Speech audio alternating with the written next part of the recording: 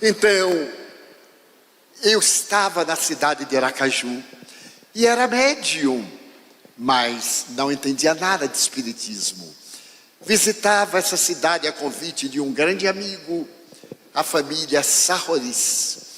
E então, certa manhã, eu sentei em minha sala e vi sobre a mesa uma revista, O Reformador.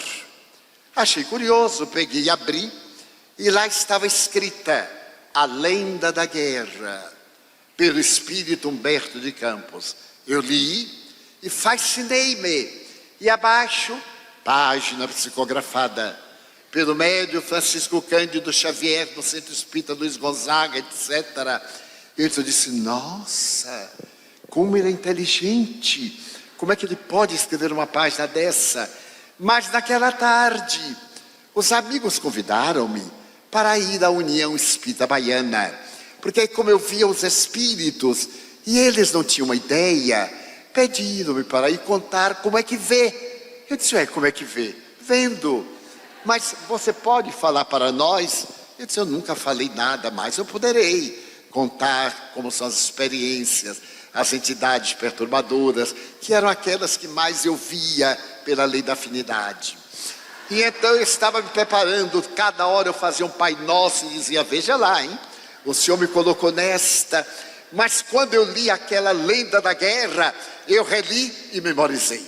Eu digo, se a coisa apertar, a lenda da guerra, de Chico Xavier. Quando chegamos, a reunião era presidida pelo venerando José Martins Peralva Sobrinho, que foi presidente da União Espírita Mineira. Éramos 27 pessoas. E então Peralva deu uma palavra, eu levantei-me e fiz o discurso convencional. Excelentíssimas senhoras, excelentíssimos senhores, e não sei o quê. Eu me esqueci de tudo. Eu vou contar a lenda da guerra, do espírito Humberto de Campos, psicografada pelo médium Francisco Cândido Xavier. Aí eu sorri e esqueci da lenda da guerra. Olhei para o povo, mas deu aquela angústia. Eu digo, olha, eu ia contar, mas não me lembro. Então me desculpe, sentei-me trêmulo, suarento, quando eu vi entrar um cavalheiro de baixa estatura, a cabeça um pouco deformada, óculos grossos, veio andando, chegou junto de mim e disse-me, eu sou o autor da lenda, levanta-te e fala, eu falarei por ti pela tua boca, de pé, porque todo aquele que pretende servir a Jesus deve estar de pé. E eu levantei e disse, um momentinho que o Espírito chegou.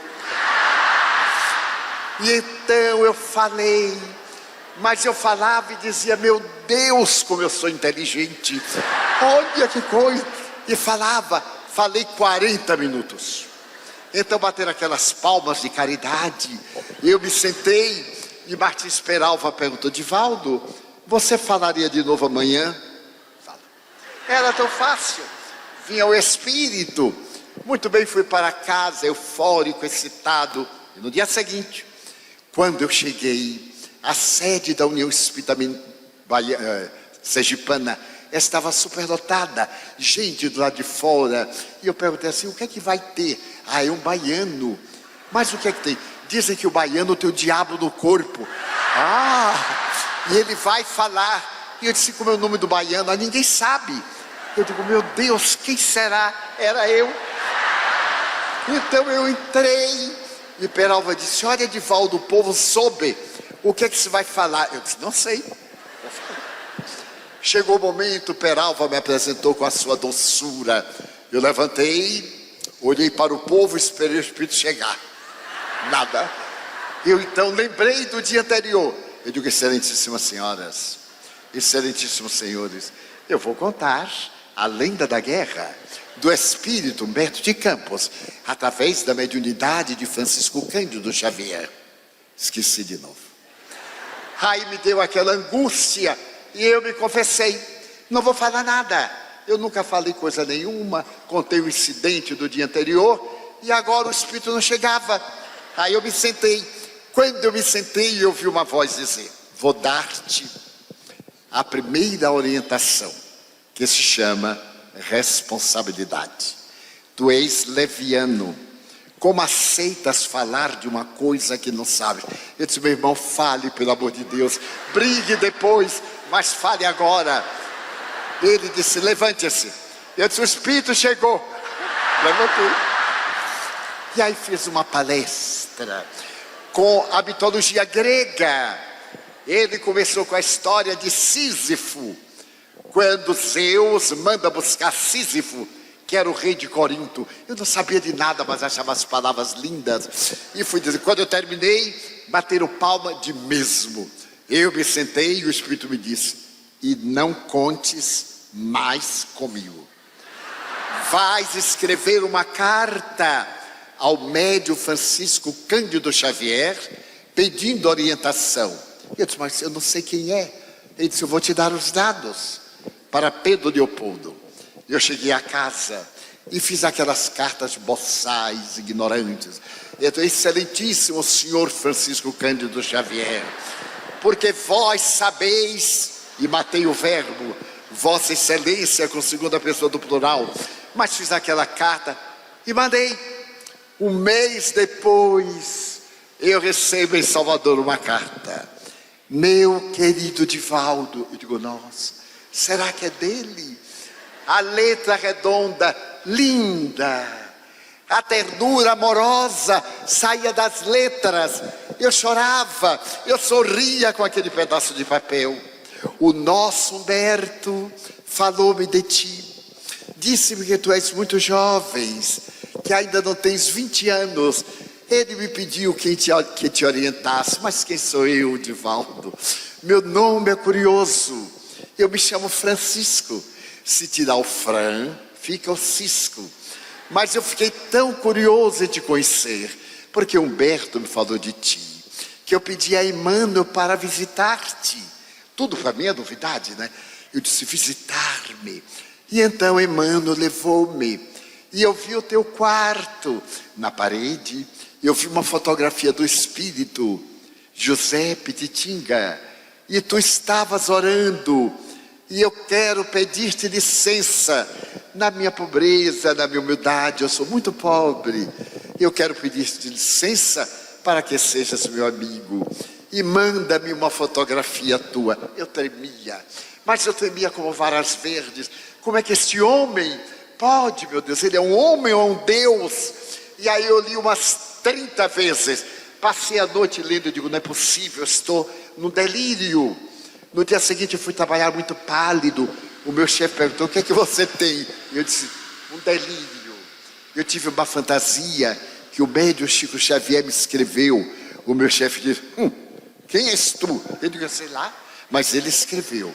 E daí por diante começamos a escrever-nos. E no dia 8 de março de 1948, a família Sarroris, José Martins Peralva Sobrinho, haviam se transferido para Belo Horizonte e foram morar no bairro Inapiários. Era o primeiro conjunto popular do Instituto do IAPI. E quando eu cheguei, era uma terça-feira, então todos estavam eufóricos. E o Peralva disse: Divaldo, sabes quem vem a Belo Horizonte? Chico Xavier. Eu digo: não pode. Vem. Ele é muito amigo de uma família, a família Cavalcante. E às 5 horas ele veio. Você vai? Eu digo: já vou agora, para poder não perder aonde é. Rua Bahia 330, Foto Minas. Eu tinha a cabeça um pouquinho uma boa memória. Às 16 horas estávamos na porta do Foto Minas, dirigido pela viúva pernambucana Dona Lucila Cavalcante, mãe de Carlos e Dorothy Cavalcante. E estávamos ali animados, quando para o automóvel. Eu estava em tempo de desencarnar, e salta aquela coisa, não era gente, aquele ser angélico. Ele era gordinho, e gente, gordinho é uma graça, com uma boina de veludo azul marinho. Ele saltou, jeitoso, e fez uma roda. Ele foi: olá fulano, olá Beltrano, uai Divaldo. Eu quase desmaiei. E eu disse, Chico, como é que você sabe que eu sou eu? Eles pegam aqui na asa, meu filho, e não larga nem que te empurre. Eu digo, fique tranquilo. Agarrei como caranguejo e fui saudando todo mundo e olhando para ele, apaixonado. Tão apaixonado que ele percebeu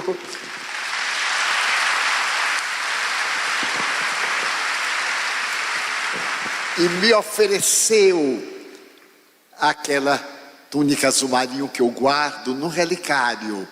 E disse, Divaldo, eu estou aqui para nós conversarmos. Estava Arnaldo Rocha, Peralva, Ederlindo Sarruriz, Enio, a família Cavalcante. E o Chico começou a conversar. Eram 5 horas da tarde. Já eram 3 horas da manhã. E ninguém notou. Eu não senti fome. Não senti nenhuma função biológica. Olhando aquele Deus em letra minúscula, que falava da minha alma, sem nunca me ter visto. Eu disse, encontrei a felicidade. E quando se despediu, sexta-feira, meu filho, dê um pulinho em Leopoldo. Você vai, eu digo, se achar alguém que me leve, você dorme lá comigo, meu filho. Luísa, minha irmã, a esposa do senhor Lindolfo, cujos quintais se comunicavam, cuidará de você enquanto eu estiver trabalhando. Eu vivi a verdadeira plenitude, porque na sexta-feira chegamos cedo e fomos almoçar. E eu tinha uma pergunta para fazer a Chico, mas tinha vergonha, porque naquele tempo a palavra sexo era uma tremenda imoralidade. Não se pronunciava, todo mundo era assexuado. As crianças nasciam no repolho e chegavam através da cegonha. Eu que queria nascer na Suíça, a cegonha passando por Salvador, cansou, me largou lá. E então, meus amigos, eu estava com isso entalado, 19 anos. Meu Deus, como é que eu faço? Minha mente imunda. A castração religiosa. Eu era sacristão, queria ser fiel. Eu olhava para aquele homem que se levantou e foi nos servir, mas servir a lá Pedro Leopoldo, com uma colher derramava assim e derramava colar. Eu não queria comer nada, só queria olhar para ele e ria, e ria. Aí olhava para mim, pegando meu pensamento.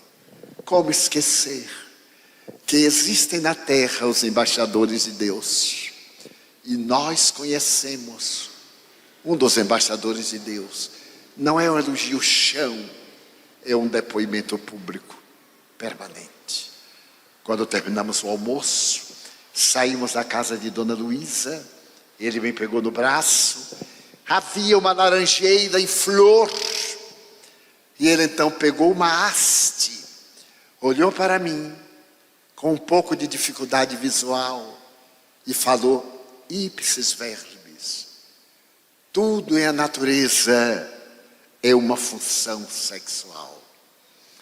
A planta que introduz as suas raízes na madre da terra para sugar o humus e a água e transformá-los em madeira, em perfume, em flor e em fruto, realiza uma sublime função sexual. O sexo é o mais sublime departamento da vida.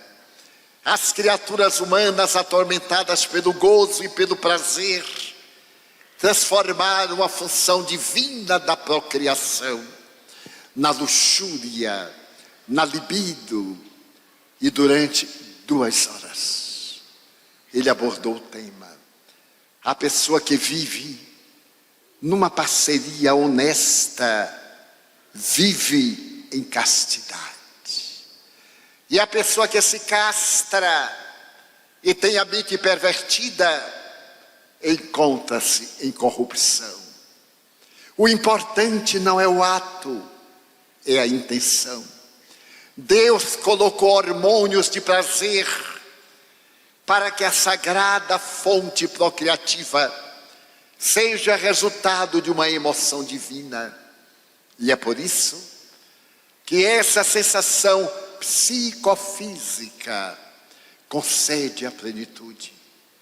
A grande bênção do amor não é o ato sexual, porque se pode amar sem praticar o ato, como se pode vivenciar o ato sem amar. Os animais, em geral, procriam, mas não se amam. O amor é a presença de Deus na alma. E no momento em que se busca o êxtase, ao invés do mecanismo erótico, a ternura, o amor, as expressões que produzem hormônios de natureza transpessoal, que produzem nos neurônios cerebrais a produção da oxitocina, que eu não sabia o que era. E vai. E depois da efusão, quando é invadida pelos hormônios da beleza, deve continuar esse ato de 16 segundos 18, no sentimento de gratidão pelo outro. E ao invés de dar-lhe as costas, dizer-lhe eternamente: como eu lhe amo. A minha vida sem você não teria sentido. Você é o pão da minha existência. Acariciar. E é um ato tão profundo que um torpor toma conta do ser para renovar-se e viver. 2 horas.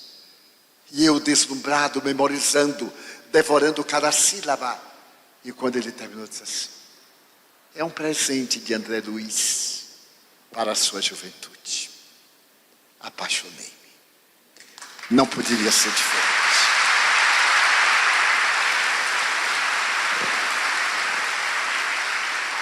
Desde aquele momento, nesse homem luz, eu vi a representação máxima de Jesus. Ele era Francisco de Assis. Não vou medir, porque é um erro. Mas eu encontrei São Francisco naquele sapato folgado sem meias, naquela roupa desengonçada e bela. Como é belo Chico Xavier. Não da beleza perecível, como nos apaixonávamos por ele.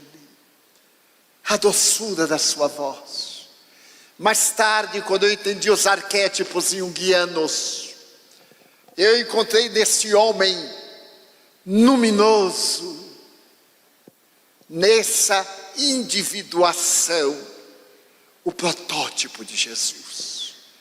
Não saberia dizer se a ânima era maior do que o ânimos, porque no mesmo momento que ele era a mãe do desgraçado, ele era o pai educador. Dizem que ele não dava não era necessário, porque a sua anuência não era concordância com o erro, nem com o crime, nem com a vulgaridade. Então eu aprendi a amar Jesus, amando Chico Xavier. E fiz o salto quântico. Se existe um homem desta natureza, como não deve ser aquele que deu a sua vida por nós? E ele me concedeu a honra de dormir no seu quarto. A sua irmã Luísa, seu cunhado Lindolfo, seus sobrinhos aos quais muito devo, e ao povo de Pedro Leopoldo, a dona Hermelita Horta, uma missionária de uma cidadezinha muito perto. Eu aprendi que é possível ser cristão, mas cristão verdadeiramente, porque ele me levou à casa de dona Hermelita, viúva, mãe de 5 filhos, que foi trabalhar numa padaria doméstica para manter a honra. E ali ele psicografou para mim, sem que eu tivesse jamais sabido, um poema de Rabindranath Tagore, de um livro que eu havia psicografado e tinha vergonha. E escondi o livro, porque eu não sabia quem era Rabindranath Tagore. E naquela manhã inolvidável de 1956, em uma folha de papel arrancada de um caderno, ele entra em transe e Tagore escreve o prefácio. E ele então me diz sorrindo: é para publicar, Divaldo. E quantas surpresas, quando um câncer me ameaçava as cordas vocais, na casa de André Luiz, com a presença de Peralva, Arnaldo, eu, Carlos Cavalcante e ele, vedamos tudo. O quarto modesto, eu me sentei à porta, afônico, indo para casa preparar-me para ir para o hospital do instituto que eu trabalhava. Uma voz diz: ore, Divaldo. Eu mal podia emitir um som. E de repente, de olhos fechados, porque ele iria me aplicar um passes, eu ouço uma voz: Divaldas, abra a boca. Eu abri a boca. Divaldas, abra os olhos. Eu abri.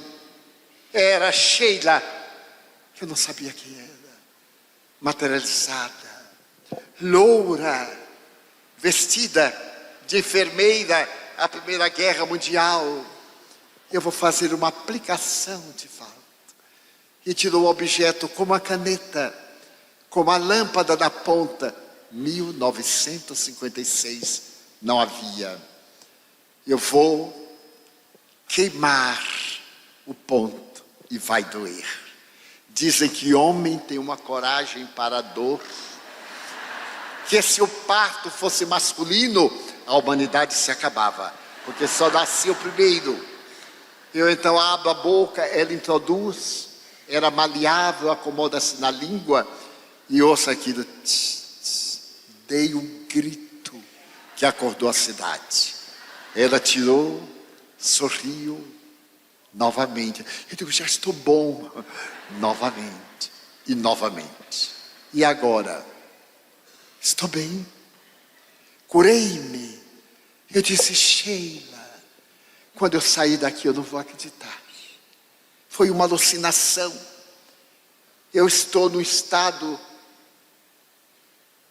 alterado de consciência. Dê-me algo material. Eu colecionava flores, violeta dos Alpes. Ela estendeu a mão no escuro absoluto, e no claro que eu via o tijolo emendado de cimento. E começou a chover violeta, eu tirei o lenço, elas caíram. E eu disse: Sheila, eu tenho uma amiga suíça que me fala de uma flor misteriosa chamada Edelweiss. Você conhece? Ela disse: é isso, Divaldo.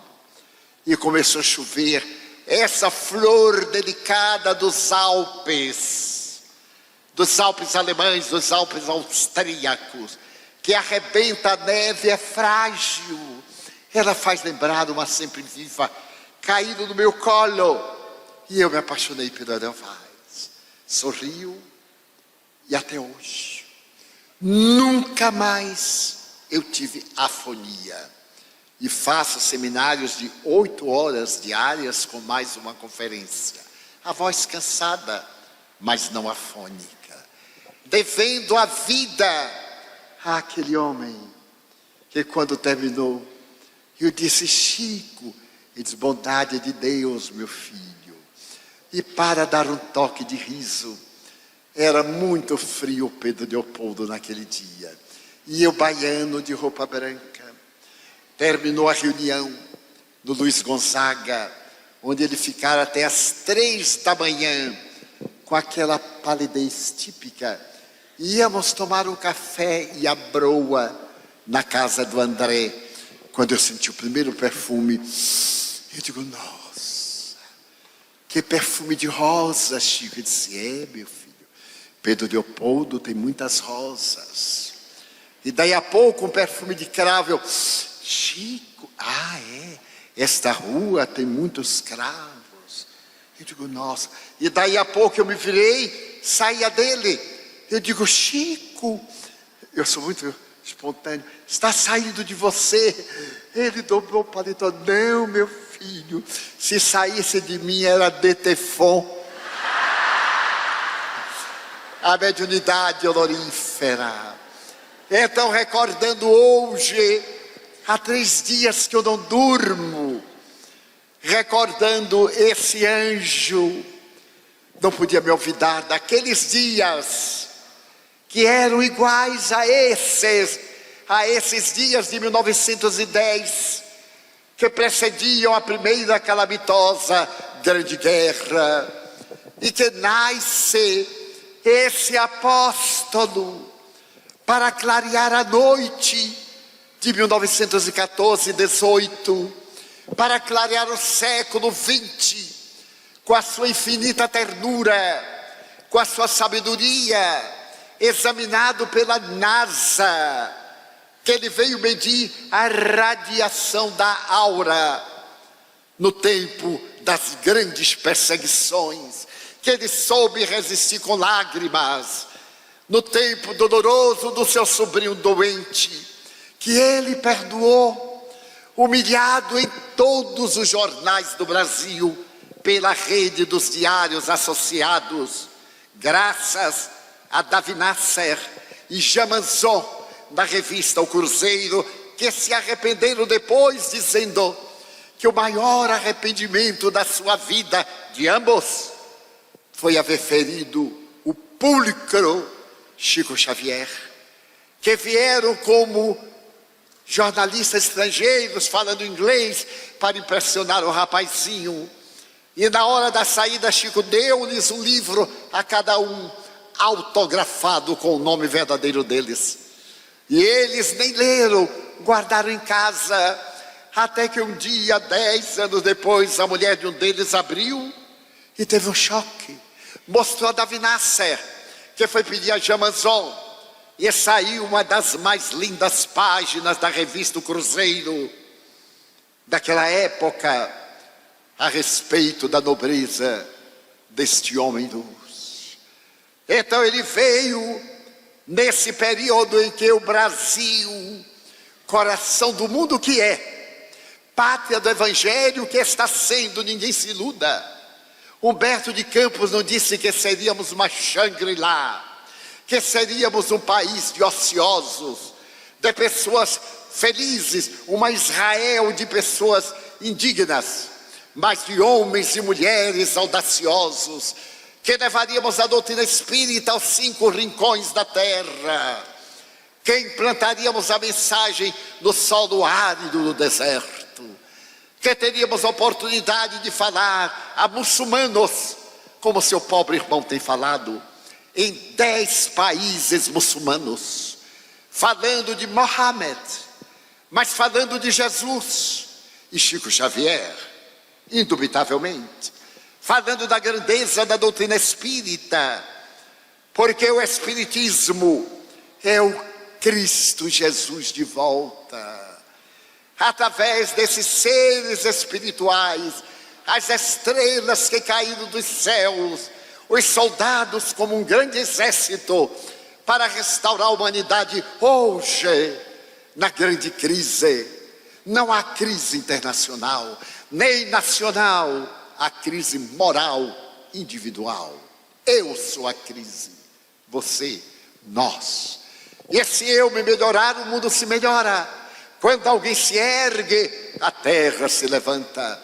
Aí está a voz do Chico soando, mesmo depois de 15 anos e 2 dias, que os lábios carnais silenciaram, e a alma canta hosanas. Ele não necessita de estar aqui repetindo. Quantas vezes me disse, que irei escrever? Emmanuel já disse tudo. Que palavras terei para dizer?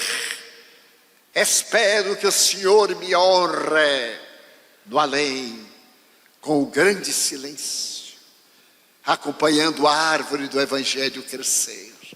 E ei-la aqui, aqueles que o amamos em todo o planeta, porque onde quer que haja um espírita brasileiro, voltei da Europa há poucos dias com um ciático obsessor.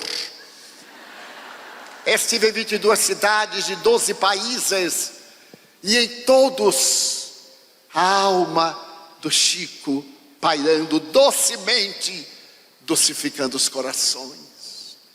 E no mundo inteiro, depois de visitar 70 países, mais de 2.000 cidades, de ter dado 9 voltas à Lua, mais de 10 voltas à Terra, levando Jesus, Kardec, Chico Xavier. Então quero prestar o meu culto na cidade que ele nasceu, na Cândida Pedro Leopoldo, nas histórias que nos contávamos pelas madrugadas, na sua casinha. E para concluir, certo dia ele ia para o trabalho e pelo fundo ia para a casa de Dona Luísa. Quando ele fechou a porta e foi olhar as suas rosas, amante das rosas, havia um príncipe negro. Ele então pegou a rosa e começou a falar. Eu disse, coitado, ele é um pouquinho tantã, porque está conversando com a rosa. Ele captou meu pensamento e não disse nada. E eu perguntei, Chico, você fala com as rosas? Falo, meu filho. E você ouve o que elas respondem? Ouço, meu filho. Nem? Cada um tem uma mania. Passaram seus anos. E estávamos em Uberaba. E haviam sido feitas experiências sobre sensibilidade vegetal, sobre perispírito, as pesquisas a respeito da aura. E eu estava no auge do entusiasmo que a flor amada é muito mais bela. As casas onde existe o amor, as plantas são mais vivas, que elas se comunicam, que elas dão mensagens. E então à mesa eu fiz a abordagem enquanto ele psicografava.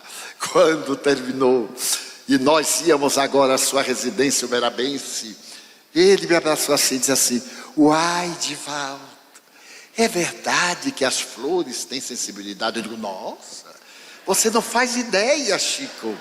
As flores, e aí comecei a falar o nome dos autores, o nome dos livros. Ele gostava dos detalhes. Eu tenho uma experiência de uma flor que uma amiga minha olhou e a flor desencarnou no meu olho. Ele disse, nossa, pois é, Divaldo, quer dizer que é verdade, não é? Eu digo, verdade verdadeira.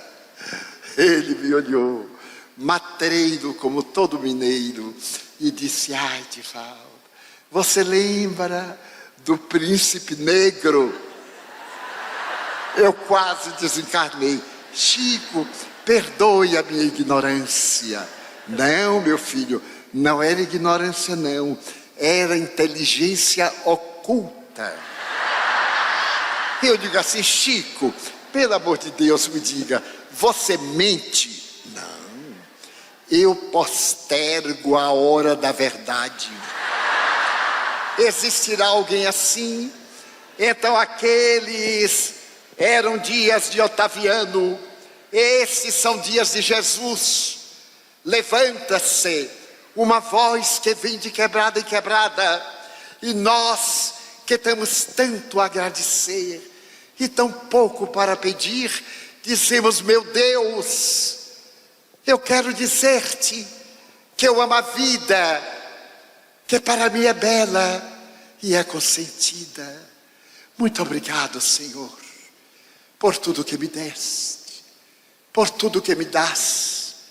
Obrigado pelo céu, pelo sol, pelo mar. Obrigado pela beleza que os meus olhos veem no altar da natureza. olhos que veem o céu, as flores de todas as cores, e diante desta beleza eu descubro na terra os cegos que não podem enxergar. Eu oro por eles, porque eu sei que nesta emoção, na outra dimensão, eles voltarão a mirar. Muito obrigado pelos ouvidos meus, que me foram dados por Deus, ouvidos que ouvem o tamborilar da chuva no telheiro, a melodia do vento nos ramos do omeiro, as lágrimas dos olhos do mundo inteiro, a voz melodiosa, canora, melancólica do boiadeiro, e a dor que geme e que chora no coração do mundo inteiro. Pela minha alegria de ouvir, pelos surdos eu te quero pedir, porque eu sei que depois desta dor, no teu reino de dor, eles também escutarão. Obrigado pela minha voz, mas pela sua voz, pela voz que canta, que ama, que ensina, que alfabetiza, que ilumina, que legisla, que trauteia uma canção. E o teu nome profere com dulce da emoção. Diante da minha melodia, deixa-me rogar pelos que sofrem de afasia. Eles não falam de noite, eles não cantam de dia. Oro por eles, porque eu sei que depois desta prova na vida nova, eles cantarão. Obrigado pelas minhas mãos, pelas mãos que aram, que semeiam, que agasalham, mãos de ternura, mãos que libertam da amargura, mãos que apertam mãos, mãos dos adeuses, mãos que limpam feridas, que enxugam lágrimas, suores das vidas, pelas mãos de sinfonias, pelas mãos de psicografias, de poesias, de cirurgias, pelas mãos que atendem a velhice, a dor, o desamor, pelas mãos que no seio embalam o corpo de um filho alheio, sem receio, e pelos pés que me levam a andar sem reclamar. Muito obrigado, meu Deus, porque eu posso caminhar diante do meu corpo perfeito. Eu te quero louvar, porque eu vejo na terra aleijados, infelizes, amputados, paralisados, que não se podem movimentar. Eu oro por eles, porque eu sei que depois desta expiação, na outra reencarnação, eles também bailarão. Muito obrigado por fim, pelo meu lar. Não importa se é um doce cantinho, se é um lar, um duplex, uma mansão, um bangalô, uma casa no caminho, seja lá o que for, mas que dentro dele exista a figura do amor, amor de mãe, ou de pai, de mulher, ou de marido, a presença de um amigo, de alguém que me dê a mão, de um irmão, pelo menos a presença de um gato, de um cão. Mas se eu não tiver a ninguém para me amar, nem um teto para me agasalhar, nem uma cama para me deitar, nem aí reclamarei, porque eu te tenho a ti, e te quero dizer: obrigado, Senhor, porque eu nasci. Obrigado, Senhor, por Chico Xavier. Obrigado, Senhor, porque eu vivo para ti, pelo teu amor. Obrigado, Senhor, pela vossa atenção. Muito obrigado, senhores.